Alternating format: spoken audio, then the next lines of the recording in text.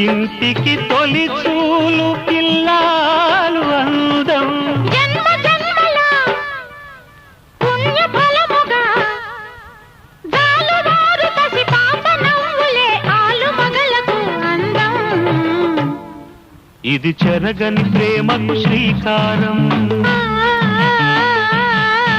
ఇది మమతల మేడకు ప్రాకారం. పండిన కలలకు శ్రీరస్తు, పసుపు కుంకుమకు శుభమస్తు. కనివిని ఎరుగని అనురాగానికి